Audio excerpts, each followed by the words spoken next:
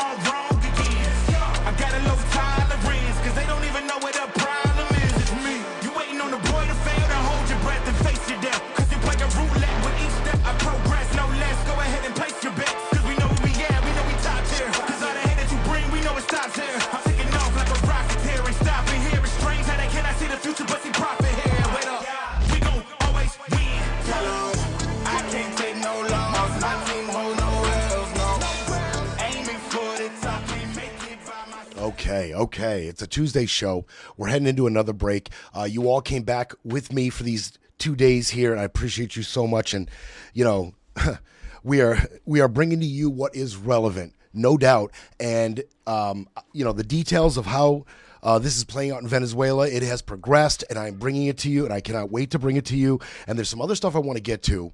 It's going to take as long as it takes, all right? We're heading into a break, but you guys joined me for these two between Christmas and the New Year's, and I thank you so much for it. Thank you so much to everybody who's, you know, part of the team with us, with me, Scotty and myself, bringing this show to you, donating at BrettBreaksThings.com. That is amazing. And to you viewers, just being with me is just a wonderful experience, and I look forward to it going into the new year. I feel like Scotty's just getting better and better, and you know, just really excited about the new year. Okay, so we're going to take a break for the rest of this week over the New Year's, and then we'll be back full force in January after this break, and we're just going to keep doing our thing, and we're really excited to do that. But we are going to be off. We are going to be off for the next 3, so let's get into it. Let's not waste any time. Precious time. Let's get right into it. Okay, so, you know, we killed 2 more in boat strikes on Monday. Okay, military strike over there off the coast of Venezuela. We killed 2 more. That's at least 107 to our tally so far. Although, you know, the details of these strikes, the intelligence that leads up to them, and especially an explanation for them, they're all lacking. Right? They're all lacking, but from what we can surmise, there's 107 dead on 30 strikes since September. Friday,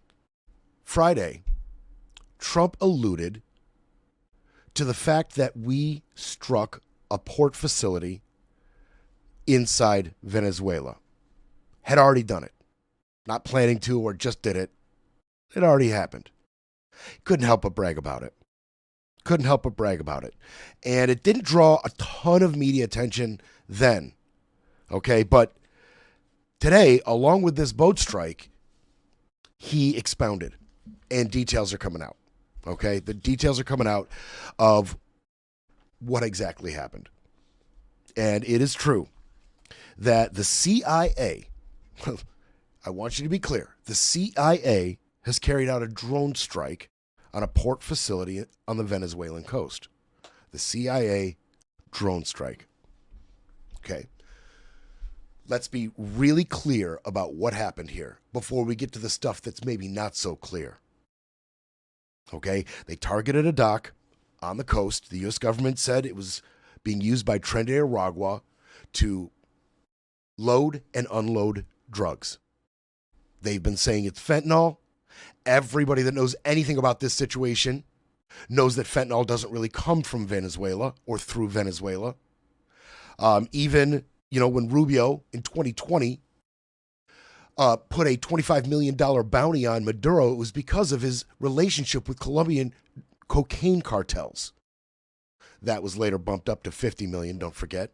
But yet they want to tell us it's all about the fentanyl that's killing people. Each boat that is blown up saves 25,000 lives. It is estimated around 80,000 Americans die every year from fentanyl overdoses. They're going to tell you it's more like 300,000 or 400,000. Our administration will. Trump at first said, what did he say, 30 million or something like that? They had to set him straight. I mean, I know, you know, he's a math whiz. He's real creative with the numbers. But the real numbers are about 80,000 are killed a year by fentanyl. And he's saying 25,000 per boat are saved times 100. That's way over 2,000 something, right? So, okay, all right. 200th, it would be 200th. Oh, God, now I'm not a math whiz. Oh, what did I do with that math there? 25,000 times 107. I'll leave it to you, but it's a whole lot more than are actually being killed by fentanyl. Maybe we should have gone over that portion. Okay. All right. Now, you got to understand that no one was at the facility at the time. Okay? No casualties. No casualties. Nobody was at the facility at the time. That is not Pete Hegseth's style. No casualties. That's not how Pete Hegseth gets down. That's how you know it was a CIA mission. Because Pete Hegseth would have left a trail of bodies, a massacre, had it been up to him. But there's questions about who was involved with this strike. Although it was carried out by the CIA, was anybody else involved? What I'm going to detail to you now is exactly why Pete Hegseth has waged all-out war on transparency and media availability. This right here. We already saw what happened with the follow-on strike. Okay? Sources told us that the Admiral got on the phone afterwards and said, Pete Hegseth ordered this attack, so I killed them all according to what he had ordered me. He said that to other officials on a phone call. Sources say. Somebody on that call leaked it. And here we are again. This is why. You can say what you want about Pete Hegseth and the way he's, conducting his responsibilities as our Secretary of War, and all of them would be valid. But this assault on transparency may have been one of his more prudent moves because of things like this that I'm going to tell you right now. Two sources within the military command said that U.S. Special Operation Forces, SOF, Special Operation Forces, men in uniform, our military, provided intel for those strikes. Let me say that again.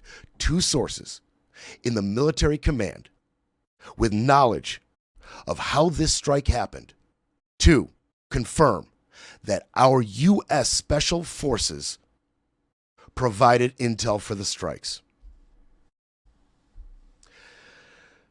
Colonel Ali Weisskopf, who is a spokesperson for U.S. Special Command, said that is absolutely untrue. He said, quote, Special Operations did not support this operation, including any intel support. Why? Why would he so quickly come out and say, no, that's not true? If it weren't for these two sources coming out, we would just see the CIA strike and say, yeah, it's a CIA strike. These things happen. CIA's at play all over the globe, striking things, taking people out.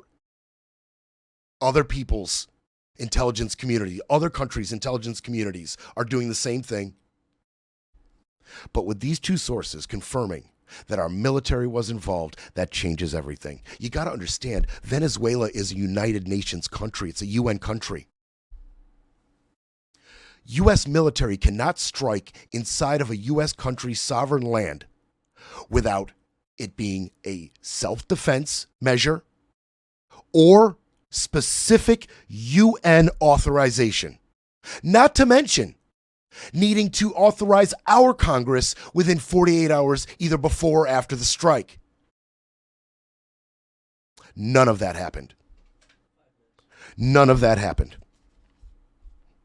Okay?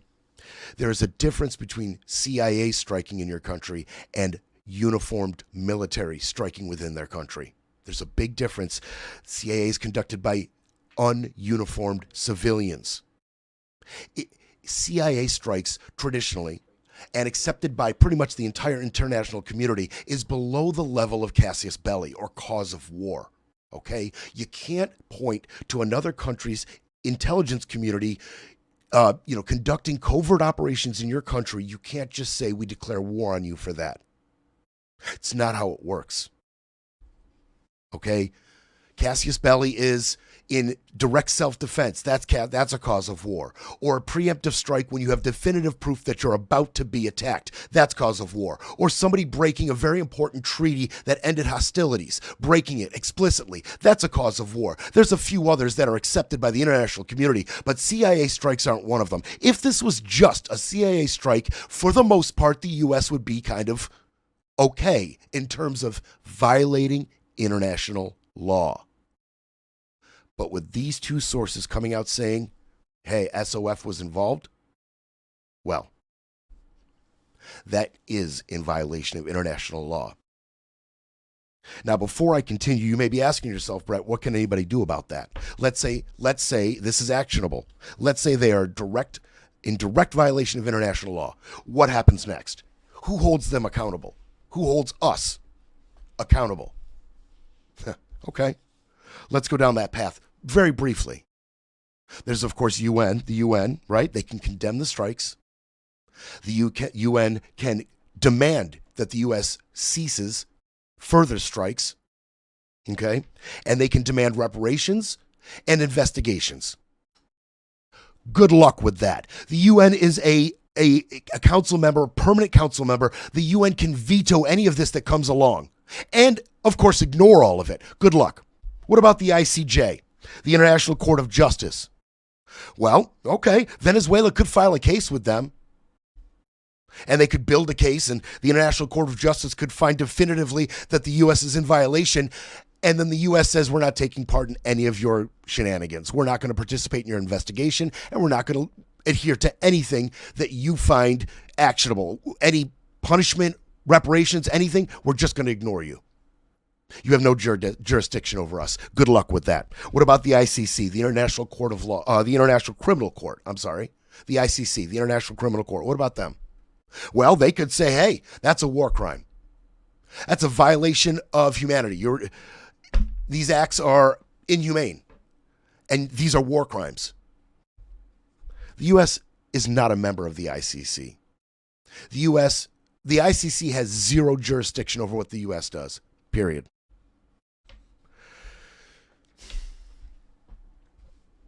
Without those two sources, this is why it's so important, even if they're anonymous, and they're known to somebody, but even if they're anonymous, this is why it's so important. I'm not saying that special forces definitively 100% assisted in intel gathering for this operation. I'm not saying that because I don't know that. That's what the sources are saying. But we can find out. There can be investigations. We'll see how far that goes. But let's just be clear. If you're thinking about, can they do that? Well, if it was just the CIA, yeah, they can. How about that? They kind of can. Saying it's a drug facility. Drugs that are killing Americans are coming from that facility. The dictator in charge of this country is a drug dealer. The CIA, they blew up a port. We do it all the time. But if the U.S. military was involved, this little plan of our administration's, it may be hastened a bit. May have jumped the gun a little bit. That's a major mistake. I'm not sure why U.S. Special Commands even had to be the ones to gather the intel. Isn't that what the CIA does? Can't they gather their own intel? Why did the U.S. Special Forces in the Caribbean have to be involved at all, if true?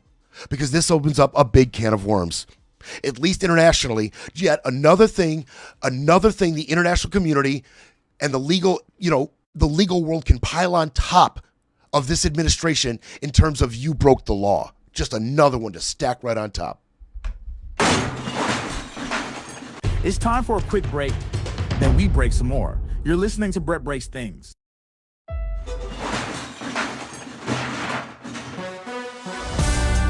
Brett Breaks Things, fighting for America one mic drop at a time.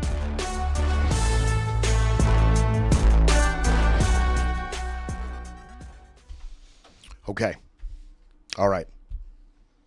Now, the CIA has declined to comment. Declined to comment at all on whether the Special Forces was involved or any details. That's obviously common. That's expected. CIA declining to comment. That's totally accepted. Totally expected. Now CNN specifically has reached out to the White House, U.S. Special Operations Command, Venezuela's Ministry of Communications, and their Ministry of Foreign Affairs for comment. We'll see what comes of that. We'll see who wants to comment. We know one guy that doesn't mind commenting. One guy that comments way too much about everything, although never making any sense. Trump wants to comment. Of course he comments. This was him on Monday. Sorry, can you say anything more about the explosion in Venezuela that you mentioned in the radio interview? Did the military do that? Can you share more details about Well, that? it doesn't matter, but there was a major explosion in the dock area where they load the boats up with drugs. They load the boats up with drugs, so we hit all the boats, and now we hit the area. It's the implementation area. That's where they implement, and that is no longer around. Is that the only strike that the U.S. has done? I don't want to comment. Yeah, he's there with BB. BB kissing his ass. You're so bigly, strongly, quickly, and he had something to say about that. As the details of this strike start to leak, he doesn't mind talking about it a little bit. He doesn't mind talking about it. So where they implement the implementation. Somebody taught him implementation. Somebody taught him that word, so he hit it a couple times. One of the sources went on to say the strike was successful, that it destroyed the facility and its boats. But the source described the strikes as symbolic, okay, because it's just one of many ports used by the drug traffickers right along that coast. Many. And it also appears that not a lot of attention was paid to it in Venezuela. And I was thinking about that. How much you want to bet that most Venezuelans learned about this strike from Trump? I mean, Maduro has an iron grip on that country, on what they eat, how much, what they hear, what they watch, news that they are allowed to ingest. The police and the military are kind of the same thing in that country. Pretty easy to enforce your iron grip when everybody's got big guns in your face. I'm sure it wasn't, mentioned much, sensationalized, blasted as much, whatever, in the news in Venezuela. I'm sure many Venezuelans learned from alternate sources, but didn't really cause much ripples in the country. As far as the CIA strike being legal, let's forget for a second what the sources have told us. How about the strike itself? Now, Trump earlier this year expanded CIA authority to conduct operations inside Venezuela, or inside Latin America, including Venezuela, inside. He authorized them to conduct operations. But as far as actually strikes, well, even after his executive order and expanding the CIA's, authorities, they still only had legal authority to conduct strikes on sea traffickers, not on land. They really didn't have the authority according to the executive order from the president. Kind of a gray legal area. I don't know how much is going to be made of that in particular, but it could be problematic. It could be. Not as problematic as if it's found to be true that the U.S. military, uniformed military, special operations forces assisted in this strike. That is much more problematic, for sure. And, they've been justifying these strikes. We don't have to tell you, because we've been hearing it from the administration, about we're saving lives. And Hegseth has been hammering home the point that, we're conducting this war on the cartels in the same fashion that we conducted the war on Al-Qaeda. They're non-state combatants. We can strike them anywhere. They don't have a home base or a country they call home. They roam across states. They're non-state combatants, so we can strike them anywhere. Which I did paint that very grim picture of them using that particular legal authority to strike non-state combatants within U.S. borders. Coming soon to a nightmarish scenario near you. But please don't forget, in the face of all these justifications, the Vanity Fair interview with Susie Wiles, where she said, quote, These boat strikes were aimed at getting Maduro to cry uncle. That gave away the game. That's the quiet part out loud, Susie. She did that quite a bit in that Vanity Fair article that we covered. But that one, it just spits in the face of all of the justification they've been giving us. All the lies. She just confirms all the lies to Vanity Fair. Confirmed it all. It was never about whatever bullcrap number this administration was telling us was saved per boat. It was never about that. It was about regime change. It always was. It always has been. It always has been. Rubio, regime change has been on his mind. It's been on his mind. And the immigration policy, especially concerning Venezuelans, and our policy on fighting the drug epidemic coming from Latin America, that was Miller. When you think about how this plan is coming together, and you look at the administration, who, with this much power within the administration, could concoct something like this? Because this is coming together way too perfectly for them to be Trump's idea. I think we can all agree on that, right? Like, no matter who you want to pin this policy on, the military buildup in Venezuela, all the subsequent strikes on the boats, our language concerning Venezuelan immigrants and undocumented immigrants, and the language around Maduro himself, all of this coming together to this moment, the way it has, all of the implications on their concerning their policy going forward because of how this played out. This was too smart, too well thought, too devious for Trump. Trump is the innovator of the grift, but this is beyond just grift concoctions. So whose idea was it? I'm going to confirm to you now that it is who you thought it was.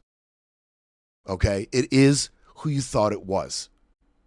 Obviously, Bannon and Stone and Musk and Loomer and certain people hold a special place in our president's heart. But there's very few who could get something like this actually done from within the administration. When we talk about Hegseth and Patel and Bondi and, Noam, that's a different breed. That's not really a breed that comes up with something like this, that can concoct something like this. That's a breed that goes out after the fact and spins the lies and propagandizes and justifies, right? Assaults the media, assaults our sensibilities, divides us, polarizes us. But at that level, it is Miller and it is Rubio. It is Miller and it's Rubio. And I'm going to tell you how this played out. This actually started, and thank you to the reporting of New York Times that I'm leaning on here for this. Just amazing reporting by Edward Wong, Tyler Page, Charlie Savage, a few others. This started right before the One Big Beautiful Bill was going to be voted on. The anti-left Cuban-American Lawmaking Caucus was a group that Trump needed to get the One Big Beautiful Bill passed. He needed them. And they were pressuring him at the time over Maduro and Venezuela. They were pressuring him. And we'll get to that pressure specifically. But their pressure focused on U.S. oil production. Okay?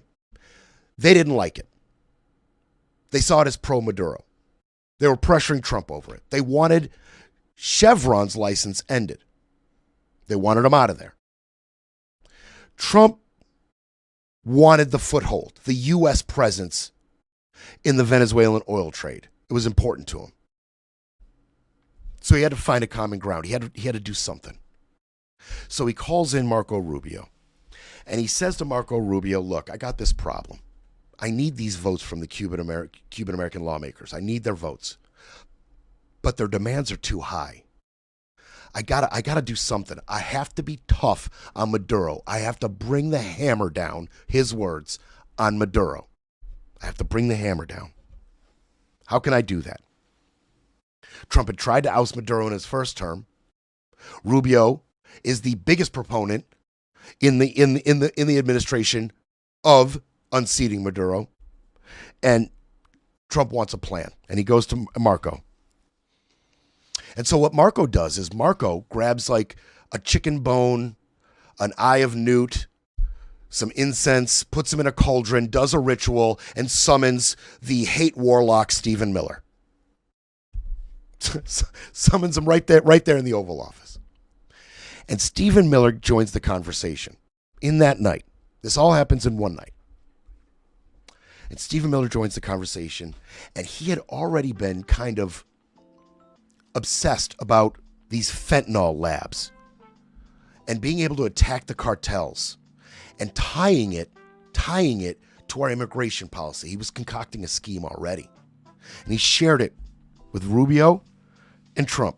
He shared his ideas, okay? Attacking fentanyl was one of Trump's campaign promises, and Miller was like a dog with a bone with it. And he was trying to make it work out. And they talked about a lot of things that night. And it was Miller who started steering the conversation to boat strikes. Strikes in Central America, strikes in Latin America, Venezuela specifically. And 3 separate ideas began merging that night. Crippling Maduro, using military force against drug cartels, and securing Venezuela's oil. These 3 ideas coalesced amongst these 3 men, leading to what you see right now.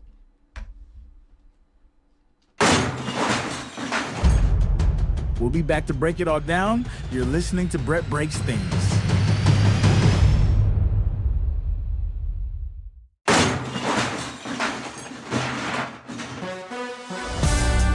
Brett Breaks Things. Fighting for America, one mic drop at a time.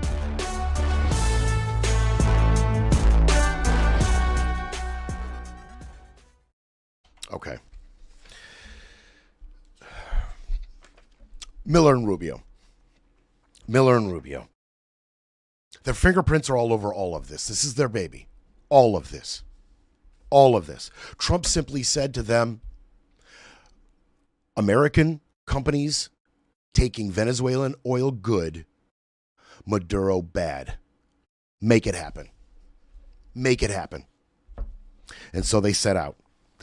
It was Mr. Miller. It was Stephen Miller that proposed multiple ways to strike drug cartels all across Central America. It was Miller that said these strikes should be as widespread and obvious and ostentatious as possible. We want the whole world to see. It's about spreading fear in the region. It's about spreading fear to Maduro, the drug kingpin, connected to Colombian cocaine traffickers, right? Not fentanyl, but details. It's Rubio who laid out a plan on how to eventually strike within Venezuela using intel gathering, covert operations, culminating in a port facility being blown up. And more to come. Oh, more to come. No doubt about that. And it is Rubio that has convinced Mr. Trump that this is all okay. Because remember, in 2020, we designated him a drug trafficker. We put a $25 million bounty on his head. Now $50 million. He's a drug trafficker. He's not the, legitimate leader of a sovereign nation. No. He's a drug trafficker. So this is all okay. Okay? And it was Stephen Miller. It was Stephen Miller who suggested, by the way, Mr. Trump, if we're actually at war with Venezuela, right, this is going to lead up. This is going to lead up. If we go to war with Venezuela, eventually, we'll be able to retry that Alien Enemies Act of the 18th century. Remember that? That charming little bit of legislation that they tried to invoke and send a bunch of Venezuelans to El Salvador? And then all the courts said, no, this is illegal, unconstitutional, stop what you're doing right now. Miller says, no, but if we go to war, if we actually go to war with Venezuela, then we can do it again, but this time legally. We'll be at war with them. They'll actually be aliens attached to a government and a country that we're at war with. We could actually do it. Please, please, please, Mr. Trump, let me deport these Venezuelans, please. If that doesn't give you insight into what is important to Stephen Miller, justifying war with Venezuela so you can deport more people faster. Those are that man's priorities right there. That is who he is right there. Right there. So after this conversation, July 25th, Trump signed an executive order authorizing CIA action and maritime strikes on drug cartel boats. Okay? And here's the thing. They signaled. They foreshadowed what was to come. Even in their own executive order, in that executive order, the use of SEAL Team 6 to attack the boats was labeled Phase 1. Phase 2 clearly lays out a path to kinetic strikes in Venezuelan soil. This was the plan the whole time. Okay? Hegseth specifically, in the drafting of this executive order, he froze out, he stiff-armed, would not allow career uniformed military officials and military lawyers from taking part in the drafting of this executive order. He did it on purpose, left them out, left the lawyers out, the experienced military officials left them out. They wrote it up. Rubio, Miller, they wrote it up. And that is why it has so many holes in it. And it is so damn problematic. And they have such a hard time justifying any of this legally to Congress or anybody else, especially concerning survivors. See a problem rise with that recently? Any problem with that language being left out of the executive order? Or any of the orders by Pete concerning the survivors? War crimes. But we did that show. And that is developing. And yes, Hegseth, even after Trump said, hey, we'll release the video, no problem. Whatever we got, we'll release it. Then Hegseth said, no, we won't. And then Trump said, I didn't say we'd release it. You said we'd release it. And then called the reporter stupid or something else. Yeah, that's how that's playing out. Let's see where that lands when the Armed Service Committee of both the House and the Senate get a hold of this investigation. Pending. Just wait on it. Just wait on it. Furthermore, Rubio and Miller have been able to keep a very tight, close circle of, cohorts on this. People who have a actionable, practical role in carrying out these plans. Not much has been leaked. Not much has been told to many administration officials. It has been completely shrouded in secrecy, their MO. And that is also by design, because this administration has waged an all-out assault on portions of federal bureaucracy that is meant to add legality and discretion and advice and barricades to this kind of operation, this kind of plan. These kind of plans would not have been able to take fruition in previous administrations, especially because of, well, the National Security Council. The National Security Council advises the president on strategic choices, especially concerning foreign conflict, okay? The National Security Council coordinates multiple agencies together to ensure the legality, internationally and domestically, of any choices the president makes. The National Security Council helps manage crises, the fallout. This administration, since day one of Trump's second term, has waged all-out war on the National Security Council. Dozens of policy and subject matter experts and lawyers from the National Security Council have been fired. Dozens of them. There used to be hundreds of people working at the National Security Council. Now, from all accounts, there's barely 100.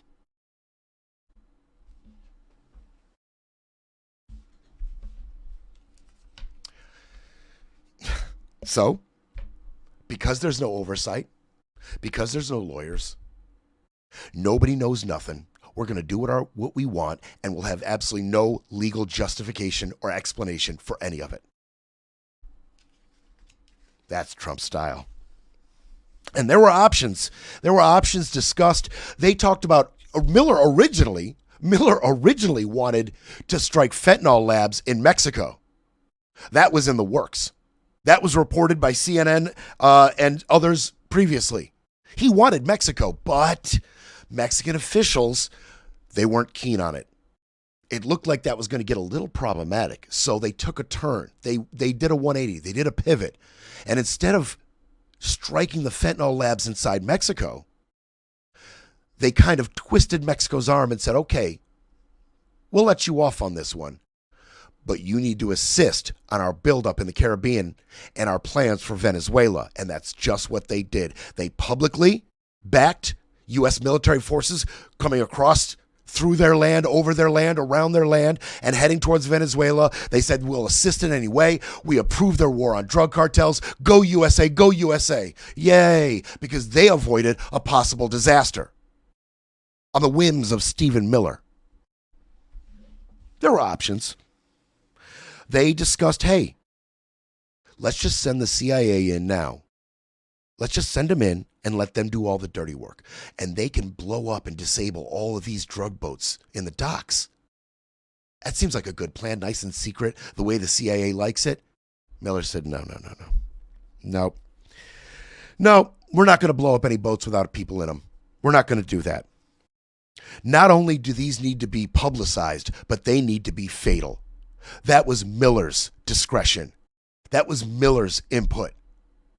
No. We're not going to do effective secret strikes that cause no fatalities. That's not this administration's style. They got to be public and they got to be fatal. Make it happen. Make it happen. That was Stephen Miller. That's his influence. Right there. Didn't have to be 107 people killed if you're trying to disable these drug boats. Didn't have to be. They wanted it to be. Specifically. Fatal. Department of War, baby. That's what's behind this new branding. That's what drives our new Department of War. Killing. Don't worry about rules of engagement. Get those lawyers out of here. That's how they operate these days. That's how they operate. And as far as the oil goes, it's important how this plays out, because what I'm about to describe to you just real quickly is kind of how the geopolitical oil trade takes form. This is how it is shaped. Things like this, things that happened in May when that Cuban-American lawmakers group that Trump needed for the One Big Beautiful Bill, he needed them. They didn't want Chevron pumping Venezuelan oil anymore. You got to understand the Colombian American lawmakers caucus, they represent Cubans and Venezuelans. People who hate dictators. People who hate Maduro. A lot of these people that they represent are right here in my hometown, Florida. Right here, my home state. right down the street in Miami. A ton of them. Okay? They hate Maduro. They see a Chevron deal to pump Venezuelan oil as a pro-Maduro deal. Pro-Maduro deal. That's how they saw it. Okay? And they held Trump's feet to the fire, saying, you promised to end that deal. You promised to stop helping Maduro. We demand that you do so. Trump and Rubio both had promised that they would do so. And then in comes Chevron's chief executive, Mike Wirth. In comes the money, right? And he holds several meetings with Trump, telling Trump just how bigly, strongly, and quickly you really are. Pleading his case to keep that money train flowing.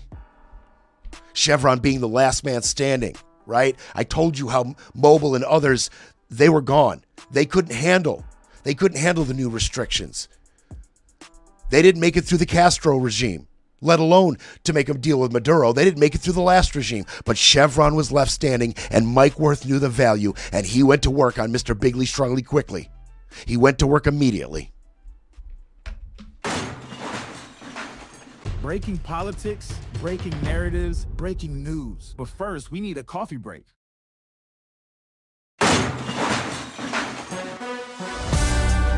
You're back with Break Breaks Things, where the truth hits harder than the headlines.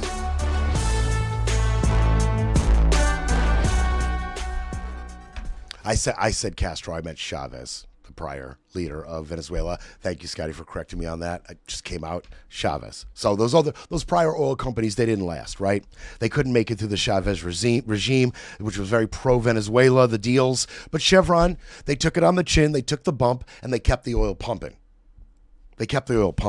Okay? And now Mike Wirth comes with his hat in his hand, several meetings with Trump. Please, please, please allow us to keep pumping the oil. Please extend our license, please. The Cuban Americans, they got wind of this. They heard that Mike Wirth was visiting with Mr. Trump, and they went and they told him specifically, none of us will vote for the one big beautiful bill if you don't uphold your promise and pull Chevron's license. Pull Chevron's license. So, Chevron's license expired on May 27th. Trump let it expire. The Cuban Americans were happy. His one big beautiful bill was signed just 5 weeks later with all of their votes because he had kept their promise. Until July. In July, he gave a giant middle finger to the Cuban Americans. See, everybody gets burned by Trump. He burns everybody. Anybody who ever supports him, contracts, work with him, in any way, anybody, everybody gets burned eventually. Mr. Trump, everybody gets burned. This time it was the Cuban Americans. In July, he reversed course. He extended Chevron's license, had it revised a little bit by the Treasury Department, but he extended the license. And it's funny because right at the same time he extended the license, Maduro exchanged 10 American prisoners held in Venezuela for 250 Venezuelans to be returned to Venezuela right at the same time. How did that work out? Don't really have details on those conversations, not yet anyway, but the timing's a little suspect. Middle finger to you, Cuban Americans. Chevron, you get what you want. You see, Wirth had convinced Trump. He had convinced Trump, look, if you kick us out, the last U.S. foothold in Venezuela, if you kick us out, China will set up shop. China will pump that oil. China will sell that oil. You can't have that, sir. You can't have China one-up us again. Not here. Not in Venezuela. Deepest oil reserves in the world. You need me. You need me, Mr. Trump. You need me to be a bulwark against Chinese dominance. I'm your last defense in this region. And it worked. It worked. Wirth got his way. Chevron got the oil. They are there right now as we threaten Venezuela's sovereignty. Chevron is there now, pumping that oil. Deal he made with Maduro. Mr. Colombian drug cartel associate, Maduro. You see, that's who has to set the terms of the deal. Venezuela has to make a deal with Chevron. The drug dealer, the $50 million bounty drug cartel leader, has to make a deal with Mike Wirth, CEO of Chevron.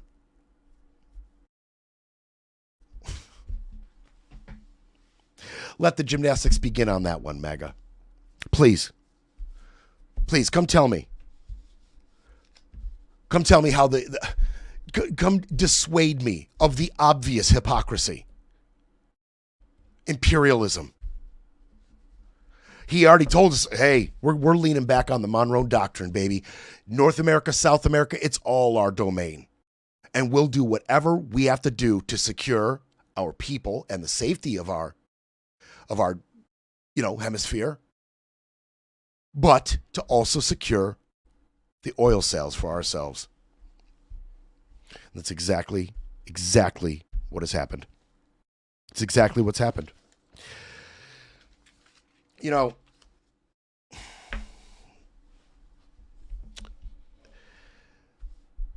it's funny because as the details come out of Miller and Rubio's influence on this policy, Miller pushing specifically for the Pentagon to find ways to extend the scope of its operation.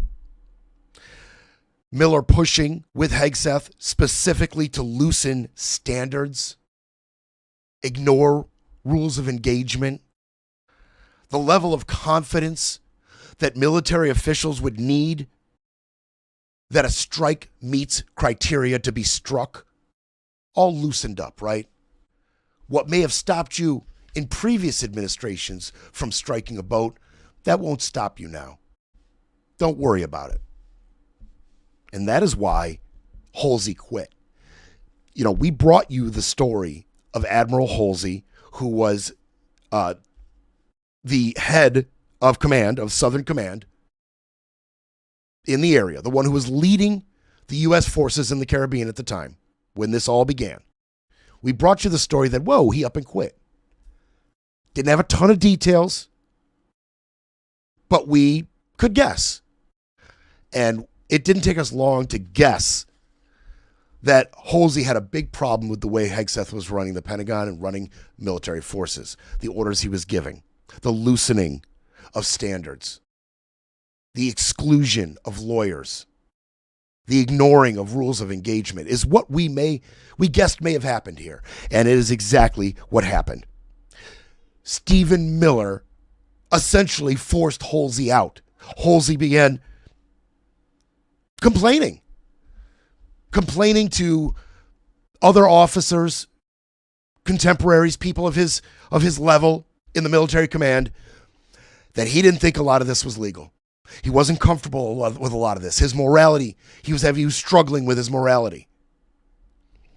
Hegseth, finding out that Halsey was having a crisis of conscience, got froze out of everything. He got froze right out, said Halsey was not pursuing these criminals to the level that Hegseth demands, all but demanded Halsey's resignation, and Halsey was more than happy to give it to him. This is what happens. This is the result of letting an amoral hate wizard like Miller guide your administration's policies. People like Admiral Alvin Halsey, who should be in command of our Southern forces, is now gone. I mean, how do I know he should be there? How do I know that is a giant loss for the U.S. military and Americans in general? Because he had a problem with Hegseth's orders. Because he had a problem with Miller's philosophies. That's how I know he's a good guy. Just like that. And now they have moved on to seizing tankers. Right? Now they've moved on to seizing tankers. They're seizing the tankers. So far the sanctioned ones. We explained to you about that shadow fleet of about 1,000 tankers that are taking sanctioned oil from China and Russia and Iran and Venezuela to go sell it places.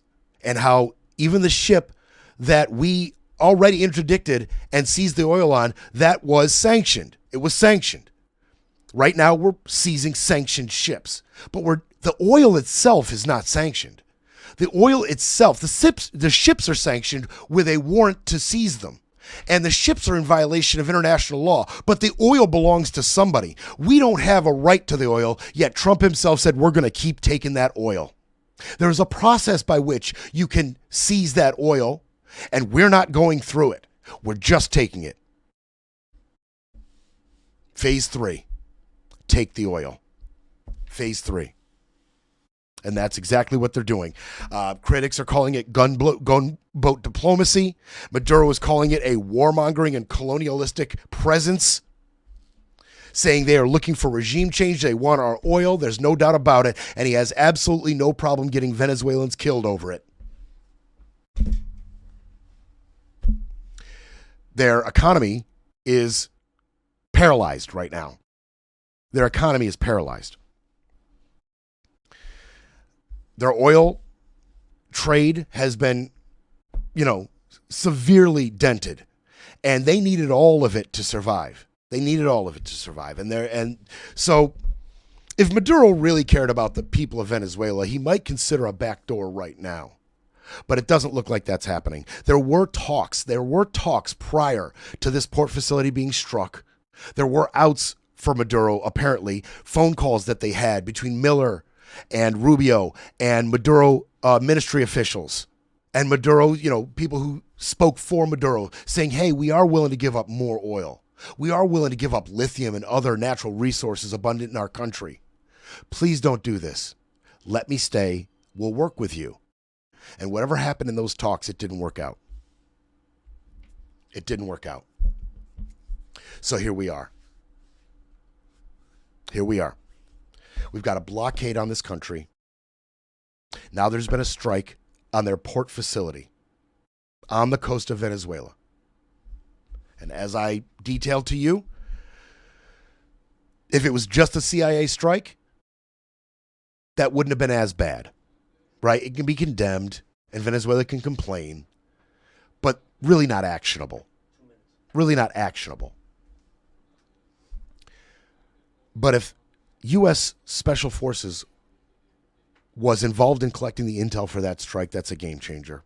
And that's why I focused so much on it. And, you got to take this logistical train all the way to the end of the tracks on what could possibly happen. Not much actionable right now, but just know Venezuela is a UN country. You're not supposed to strike people, sovereign countries, sovereign UN nations in their borders. You claim that he is a major Colombian associated cocaine trafficker. Okay. And I'm not here, nor have I ever sat here and said, oh, I don't believe that's true about Maduro. I think Maduro's innocent, a nice guy. Not once have I ever taken that posture when talking about Maduro. I'm focusing on the truth of the matter. Maduro may be a cartel associate. He may be. I mean, look, Trump pardons actual cartel associates and drug leaders. He pardons people who, traffic in illegal arms and drugs using crypto. Pardons them.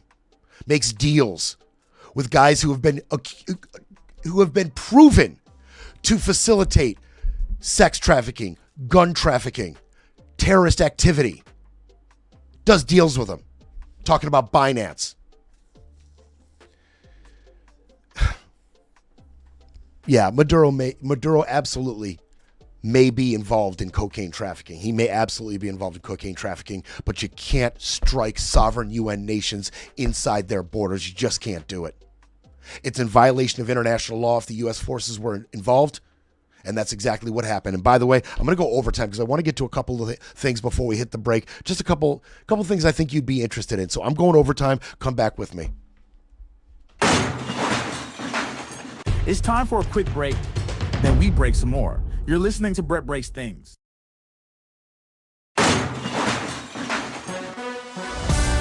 You're listening to Brett Breaks Things, pushing back, speaking up, and holding the line.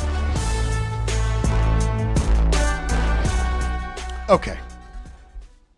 Now, one thing that people keep asking me in my personal life about if they want to bring up politics a little bit, so it's a little lighter.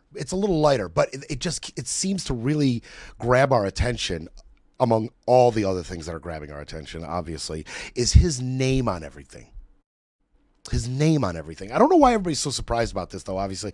I mean, Trump casinos, Trump steaks, Trump shoes, Trump watch, Trump Bible.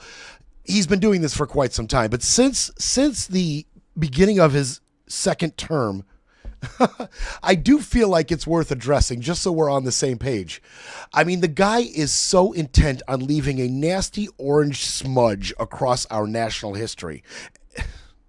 He's trying to rebrand America, Trump America, right? Everything's got to be Trump. And it's this cult of personality, man. But I wanted to get on the same page just because there may be some you didn't even know. And I kind of wanted to, bring it together, crystallize it, just so we can orient ourselves. Since his first term, there's been the Trump Institute of Peace, the new Trump Kennedy Center, Trump accounts for newborn babies, Trump gold cards for wealthy U.S. residency seekers. Oh yeah, that one's totally tasteful. Giant Trump portraits hung all over federal buildings, smaller ones in national parks and other places, right? Other federal property. Coming soon, the Trump class of battleships for the Navy. A Trump class battleship. Not just a naming of a battleship for him. A new Trump class battleship. Of course, I know you just can't wait for the Trump commemorative coin to celebrate the nation's 250th anniversary. God, that one, I don't know why that one sits a little worse for me. That one wrangles me. I don't know. It just, the fact that he would associate himself so, intensely with our nation's history like that, Our nation's history has stood for so much more and so much better than this guy. And he just infects our 250th anniversary, infects it with this coin. But okay, fine. Other people have done this. This isn't new. The self-aggrandizement on a hyper level like this isn't new. Others have done it. Alexander the Great named 70 cities after himself in his empire. Stalin renamed Tsaritsyn Stalingrad, then named a bunch of cities in Russia after himself. Napoleon renamed the Louvre, named it the Musée Napoleon. The Musée Napoleon is what he renamed it. The plazas all over Germany and German-controlled territories, plazas were named the Adolf Hitler Platzes all over. Mao Zedong, you've seen that famous picture, Mao Zedong hanging that humongous portrait of himself over Tiananmen Square and writing his little red book of sayings, which everyone in China not only has to read, but memorize.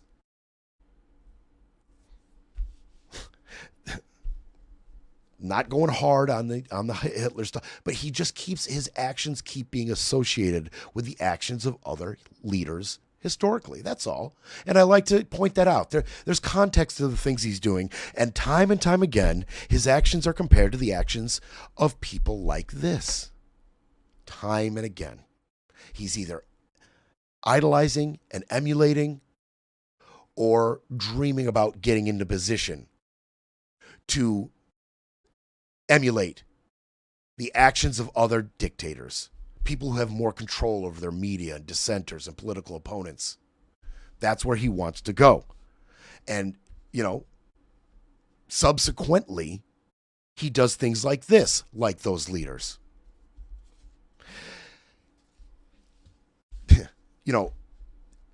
Not everything he does is buffoonery.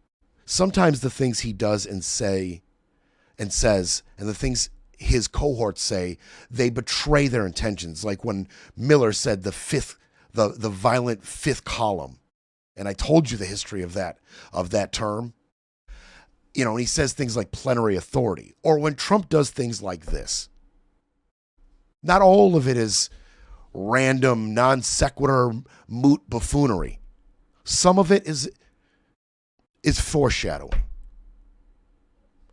And, we like to talk about the lighter side of Trump and all these things he does, but they betray a much darker intent a lot of times. And, I don't want to be, so gloom and doom about these simple things like naming things, but I'm just saying there's a pattern here.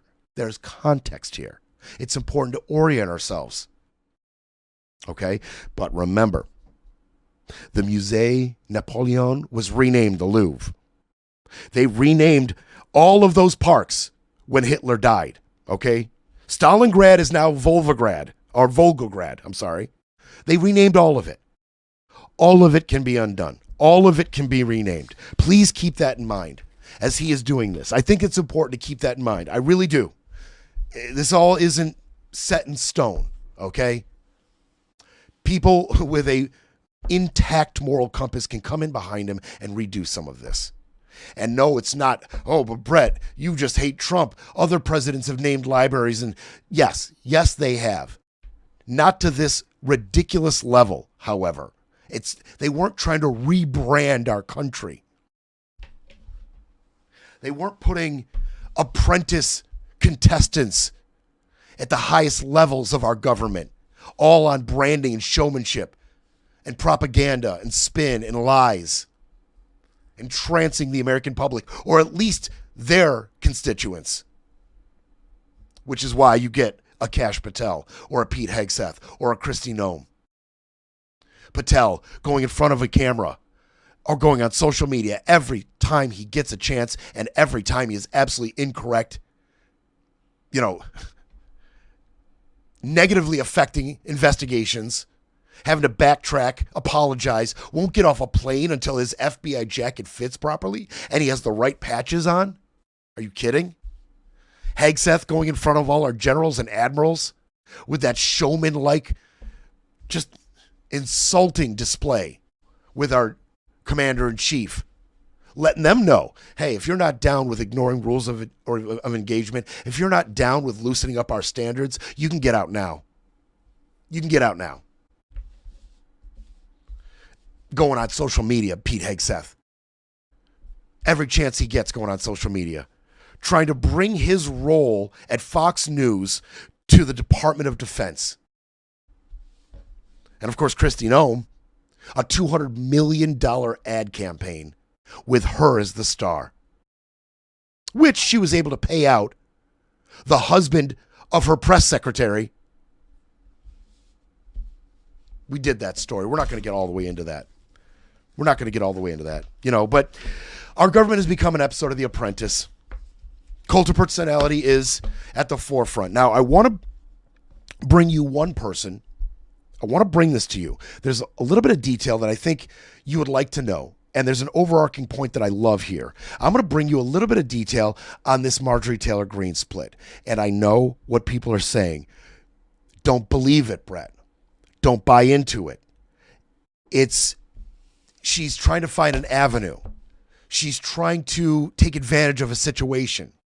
She's trying to find a political lane to survive in. All these things may be true. She may be setting up a career to do the circuits and write the books and show up at the conferences. She may be. But there's an overarching point here and reality here that I do want to bring to you, at least my interpretation of what this could mean. The split has been pretty public. It's been pretty public. And the major rift really started around the Charlie Kirk killing. Erica Kirk came out, talked about forgiveness, right? Talked about her faith. And then Trump came right behind and attacked political opponents, attacked the left, leftist violence, caused Charlie Kirk, left political violence, caused Charlie Kirk's death, said, quote, I hate my opponents. I don't want the best for them. And that set off Marjorie. And that set Marjorie off on the current course she is taking right now.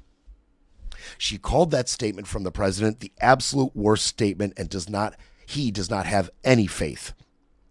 Okay? She said, I'm part of this toxic culture and I want to be more like Christ. And that set them apart, right? And there was more talking points, more quotes out of Marjorie Taylor Greene leading up to Trump calling her a traitor, right? Went on social media, called her a traitor. Marjorie Traitor Greene. Well, Marjorie Taylor Greene says after that comment, she got, bomb threats, a bomb threat to her family's construction firm. Law enforcement warned her there was a bomb threat to her house. And there was an anonymous email sent to her son, threatening him. Marjorie Taylor Greene texted Trump about this. She texted him. Said, did you know that threats were sent to my son? How does that make you feel? What do you think about this? Threats to my son because of what you said. Trump's response, and he did respond via text to her, did not mention Marjorie Taylor Greene's son at all. And basically said all of this is your fault. So Marjorie Taylor Greene, appalled, took that text chain and sent it to Vance. And to his credit, Vance was sympathetic and kind. That was Marjorie Taylor Greene's words. Now, did Vance say Trump was wrong? I doubt it. But Marjorie Taylor Greene says Vance was sympathetic and kind. And Marjorie went on. Because of this traitorous accusation, she said traitors are put in prison or put to death. That's what he just called for me. Am I going to get murdered? One of my kids? Because he's calling me a traitor? That's what she said publicly. And then released the details of that instant message. But I want to give to you some Marjorie Taylor Greene quotes since then. I don't think you've heard them all. First, I want to bring them to you. And then I'll give you the point. She said, in terms of the Epstein files represent everything wrong with Washington. Rich, powerful elites, and the women are the victims. She talked about the MAGA movement. MAGA treats Trump like a deity. She says some devotees are worshipful to an unhealthy degree. For a lot of MAGA, Trump is a savior, and he's like a god to them. MAGA trains people to never admit error. She views herself as somebody who adhered to those philosophies and said she was part of the toxic politics that we are mired in today. She said the movement is drifting from working people to donor priorities. She claims the new movement's focus became warped and unserious. She dislikes the sexualization vibe at Mar-a-Lago, and she found Mar-a-Lago unctuous and hedonistic. Oh, yeah. She talked about the dynamics within Trump's administration. She said, basically, they're loyal to Trump. Their loyalty to Trump is a trap to themselves. Loyalty to Trump is a trap to anybody, and she called it a one-way street. She said Mike Johnson, she isn't really their speaker. And she said Trump himself has a woman problem across the board in Congress. She said Fox News is factually unreliable now. She said she personally is radioactive politically. And she describes herself as politically homeless and radioactive to both colleagues and both parties. Why am I so focused on this? Because it is not being framed in the positive light that I see it in. And I see it in this light. She is showing even the most ardent MAGA Trump loyalists that a break is possible. There is life after splitting from Trump. It's possible. This is one way to do it. She is giving you a playbook. If you are a Republican, she's giving you a playbook and a green light, essentially, to break from him sooner than later. Maybe now's the time. Maybe now's the time before it's too late. before the voters hold you accountable for your loyalty to Trump policy and philosophy. Maybe now is the time, and here's how you do it. Here's how you do it. You lean on what is antithetical to Trumpism. You lean on the antithesis of Trump philosophy. And the antithesis of Trumpism is morality and contrition and an actual show of faith in your religion. Trump saying himself, I'm not a Christian, can't name one Bible verse. She is now leaning on morality, saying what Trump is saying is morally defunct. That's the worst thing possible. How could you? How dare you? And contrition. I caused this. I helped contribute to what you see today. I recognize it's wrong, and I want to go forward properly. Now, yes, she may be saying this with ulterior motives. I know that's what a lot of you are thinking in the back of your head as you're listening now. She's got ulterior motives, Brett. It's not in good faith. Maybe not. Maybe not. But let me ask you this. How about the scenario where multiple congressmen, multiple people, multiple lawmakers, not in good faith, split from Trump and MAGA? Is that the most horrible scenario? That each of them finds a personal lane, a self-interested lane to split from this man? You've got a playbook. You see what's happening with Marjorie Taylor Greene. I'm listening to her. Other people are they're sitting up and they're taking notice and they're listening to what she's saying. She's got a lane here.